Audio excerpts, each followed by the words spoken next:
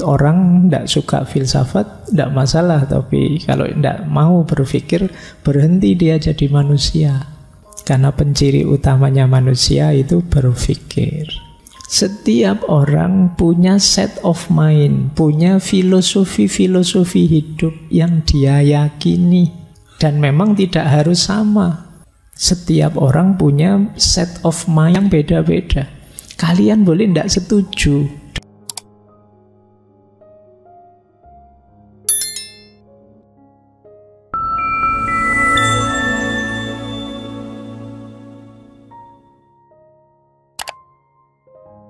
Assalamualaikum warahmatullahi wabarakatuh. Bismillahirrahmanirrahim. Yang pertama, yuk kita muhasabah dulu sebentar. Insya Allah yang hadir malam hari ini kan orang beragama semua. Amin, ini banter banget. Ya, insya Allah kita orang beragama semua. Coba kita cek kita itu tipe orang beragama yang seperti apa. Nanti mungkin ada tipe tertentu yang memang berat kalau disambungkan dengan filsafat. Ada yang cocok, ada yang tidak. Itulah mengapa nanti ada orang yang nyaman dengan filsafat, dengan agamanya, ada yang tidak nyaman. Ya memang tipenya beda-beda. Itulah mengapa saya sering bilang ya monggo saja, ada orang suka filsafat, ada yang tidak suka filsafat. Itu haknya tiap orang untuk suka atau tidak suka sesuatu. Nah, saya ambil teori dari buku yang judulnya Six Ways of Being Religious. 6 cara beragama, Dale Kenyon. Dia bilang begini, orang beragama itu ada 6 tipenya. Jadi ada 6 gaya. Nah, yang masing-masing orang mungkin beda-beda. Coba nanti kita cek ya, kita ada di mana. Yang pertama, fokus pada ibadah, sacred rite, menjalankan ritual. Sholat, puasa, zakat, dan lain sebagainya. Kalau dalam Islam, jadi fokus pada ibadahnya. Aktivitas konkret ritual. Tiap hari sibuknya ini. Mana yang harus dilakukan, mana yang harus dihindari, mana yang halal, mana yang haram, dan lain sebagainya. Ini gaya pertama. Kesibukan beragamanya di yang pertama. Ada gaya kedua. Gaya kedua ini fokus pada right action. Right action itu perilaku yang baik pada sesama, yaitu fokus pada akhlak. Mungkin kalian sering juga melihat, mendengar orang yang yuk akhlaknya, yuk adabnya, yuk diperbaiki. Orang beragama itu yuk akhlak. Innama bu'istu liutammima makarimal akhlak, ya hadisnya. Jadi beragama itu ya kuncinya kebaikan pada sesama.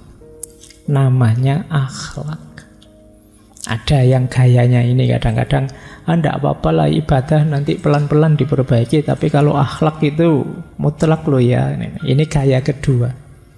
Gaya right action.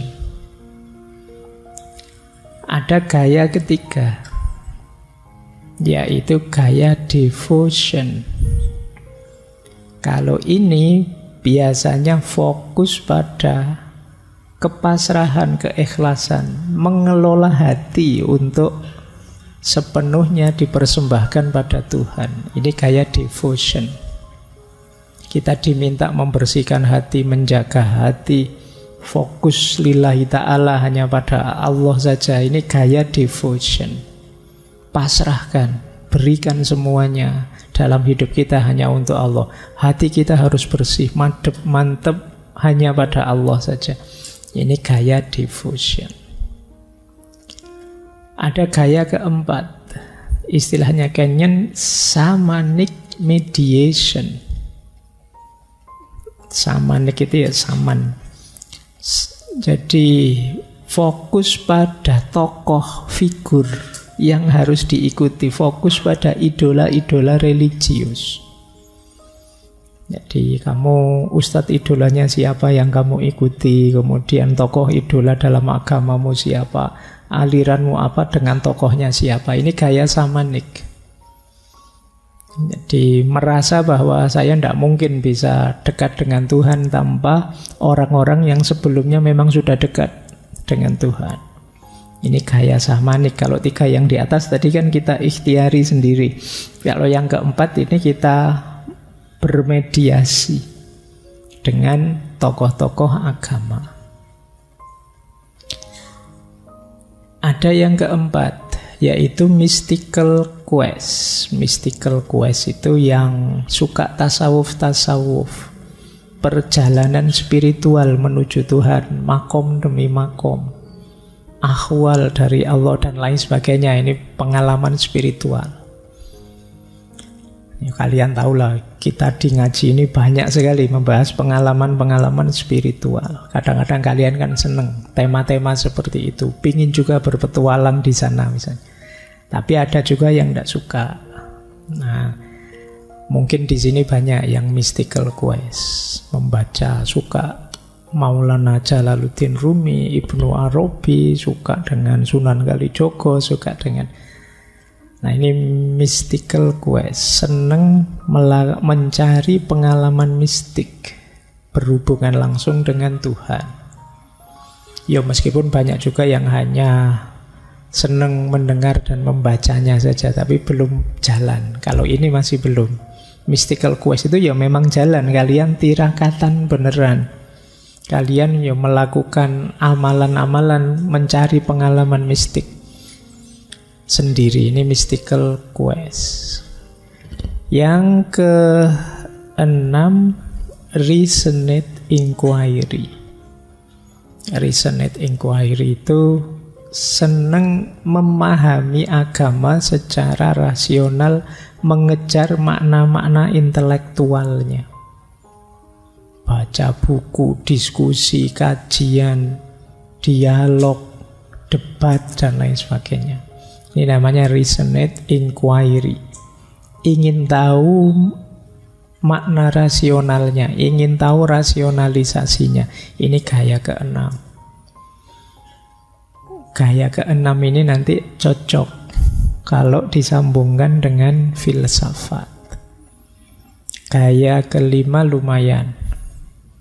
Gaya yang lain juga bisa, cuma yang paling kuat kan di gaya ke-6. Orang beragama yang ingin paham, tidak sekedar ingin menjalankan, ingin tahu rahasia rasionalnya agama. Ini yang nomor 6. Oke, sudah tahu ya 6 ya. Silahkan nanti teman-teman direnungi, saya ada di mana. Kok saya tidak ada di 6-6-nya Pak? Ya kamu belum serius berarti, atau kamu tipe khusus alternatif. Ya, tidak masuk teori pokoknya saya Pak. Dianggap suka ritual juga ndak. Mystical quest jangan-jangan, tapi ya ndak. Yo senangnya baca cerita-cerita, pengen jadi wali, pengen bisa terbang, pengen bisa itu, tapi waktunya wiritan ndak kuat saya Pak. Waktunya itu berarti bukan. Resonate, senang Pak filsafat, saya baca-baca, tapi kalau baca sendiri tidak paham Pak, saya harus perlu figur. Nah, macam-macam, coba kalian cek sendiri. Mungkin ada orang yang gabungan 2 atau 3, siapa tahu ada yang 6-6-nya. Kalau bisa 6-6-nya hebat sekali. Baik, monggo saja, setiap orang punya tipenya sendiri-sendiri. Silakan. Bukan berarti kalau sudah akhlak tidak peduli ibadah loh ya, tidak peduli secret. Ini maksudnya titik tekannya, fokusnya, yang diutamakan oleh orang yang beragama ini. Jadi yang dinomorsatukan, ada yang menomorsatukan ibadah, ada yang menomorsatukan akhlak, ada yang menomorsatukan tata hati untuk ikhlas pada Tuhan, ada yang menomorsatukan mencari rujukan figur tokoh yang benar, Ada yang menomorsatukan pengalaman keagamaannya, ada yang menomorsatukan pemahaman inteleknya. Jadi masing-masing ada caranya. Ini mumpung akhir tahun, memuhasabahi keberagamaan kita. Baik, ini agamanya. Sekarang filsafatnya. Jadi banyak orang ketika mendengar kata filsafat, dia sudah, apa kalau bahasanya anak hari ini ya, ilfil duluan. Mungkin kalian juga begitu sebagian. Ya tidak harus karena menganggapnya sesat, haram, apa kafir. Tapi mungkin ada yang membayangkan mesti ruwet, mesti bulet, mesti susah, kan selalu begitu kesanmu. Tapi sering saya bilang, yuk kita pahami dulu hakikatnya filsafat. Filsafat itu bisa satu inquiry, satu pencarian, bisa juga satu set of mind atau set of belief, bisa juga satu akademik disiplin, satu ilmu, satu kajian. Jadi ini ayo dibedakan biar tidak dicampur. Kalau sebagai inquiry, pencarian, itu yang saya bilang filsafat sebagai proses. Disinilah yang sering saya sebut kita dituntut untuk mendayagunakan akal budi kita untuk berpikir.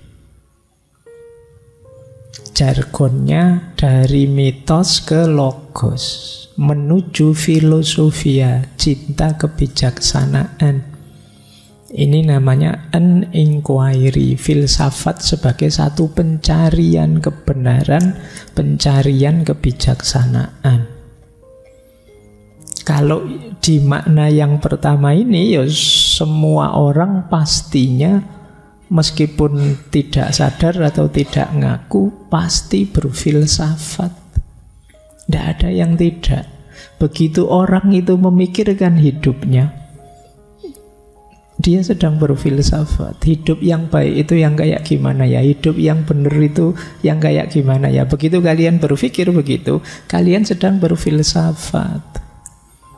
Meskipun nanti ketemunya, oh menurut saya yang paling pas hidup itu ya patuh saja 100% pada tuntunannya Allah misalnya. Ini sejenis penemuan kebenaranmu. Orang lain menyimpulkannya bisa berbeda. Jadi ini yang sering saya sebut filsafat sebagai proses. Yang ini ya setiap orang pasti melakukannya sadar atau tidak. Ya lebih enak sadar, jadi terarah. Meskipun kalau misalnya kalian tidak senang dengan kata filsafat, ya monggo saja kamu pakai istilah berpikir kah, merenung kah, berefleksi kah, kontemplasi, monggo saja. Yang kalian cocok. Jadi makanya dulu di pertemuan awal saya sebut orang tidak suka filsafat, tidak masalah. Tapi kalau tidak mau berpikir, berhenti dia jadi manusia. Karena penciri utamanya manusia itu berpikir. Baik, yang kedua, filsafat juga kadang diartikan a set of mind atau belief. Kalau yang kedua ini, kalau di bahasa Indonesia mungkin kita sering pakai istilah filosofi. Setiap orang punya set of mind, punya filosofi-filosofi hidup yang dia yakini. Saya punya, kalian punya, Nietzsche punya, Aristoteles punya, Al-Farabi punya, Ibn Rus punya. Dan memang tidak harus sama. Setiap orang punya set of mind atau set of belief yang beda-beda. Kalian boleh tidak setuju dengan set of beliefnya temanmu, set of beliefnya filosof ini, filosofi itu tidak masalah. Menurut saya Pak, filosof yang itu kalau dari pandangan agama saya, dia itu sudah kafir, murtad, tidak masalah. Jadi ini yang sering saya sebut, ini produk pemikiran filsafat yang setiap orang mungkin mindsetnya beda-beda, temuan kebenarannya beda-beda, dan memang tidak harus kamu setujui. Nah, nanti banyak orang tidak suka filsafat sebenarnya diarahkan ke yang kedua ini, set of mind atau set of belief. Ya tentu saja di situ isinya beragam.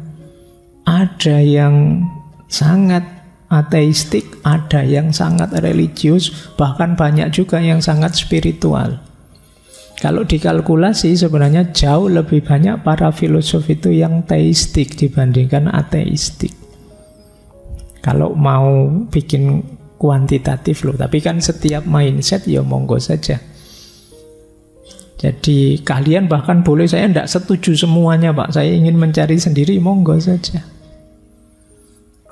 Jadi kalau di level yang kedua ini, kalian boleh setuju, boleh tidak setuju, silahkan. Dengan mindset yang mana? Saya suka Pak kalau